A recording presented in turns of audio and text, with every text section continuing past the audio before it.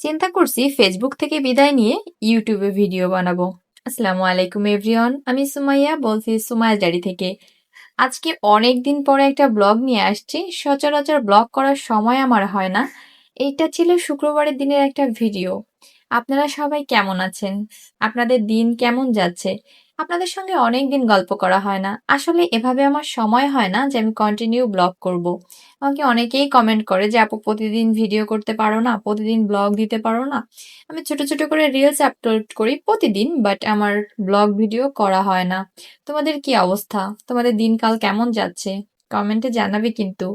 আর প্রথমে এই কথা কেন বললাম?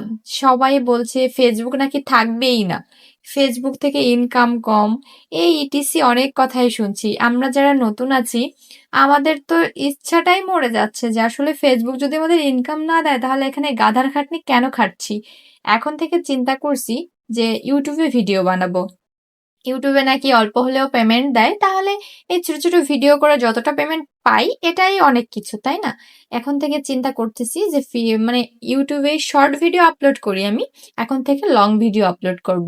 তোমাদের কি অবস্থা ফেসবুকের? তোমরা কি ফেসবুক থেকে আদেও কোনো সম্ভাবনা দেখছো? নানানজন নানান কথা বলছে, বুঝতে পারছি না কি হবে। যাই হোক, চেষ্টা করতে থাকি, যতদূর যে থামার থেমে যাব, কিছুই করার নেই। তবে আজকে থেকে ইউটিউবে ভিডিও আপলোড করব। আমি ইউটিউবের ভিডিওর লিঙ্কটা কমেন্টে দিয়ে দিব। আর আজকে হচ্ছে শুক্রবারের দিনের এটা ভিডিও আজকে আপলোড করছি। আমি শুক্রবারের দিন রান্না করেছিলাম পোলাও আর মুরগির মাংস, আর ছিল বেগুন ভাজি আর বিটরুট ভাজি। এখানে গরুর মাংসটা আমার ছেলেরা পছন্দ করে, আর গরুর মাংস আমার শ্বশুর আব্বা খায় না। উনি অনেক বৃদ্ধ মানুষ, 105 বছর বয়স আমার শ্বশুরের। সে গরু মাংসটা খেতে চায় না, খেলে তার কষ্ট হয়, এজন্য মুরগির মাংস রান্না করেছিলাম। আর চাচ্ছিলাম যে একসাথে এত কিছু করতেও ভালো লাগছে না, আমার ছোট ছেলেটা অসুস্থ, ওর জ্বর আসছে, এজন্য চিন্তা করলাম একটাই করি, এজন্য মুরগির মাংসটাই রান্না করেছিলাম। আর এখনকার বাচ্চাদের তো জ্বরের অবস্থা খুবই খারাপ, চারিদিক দিয়ে শোনা যাচ্ছে হাম হচ্ছে।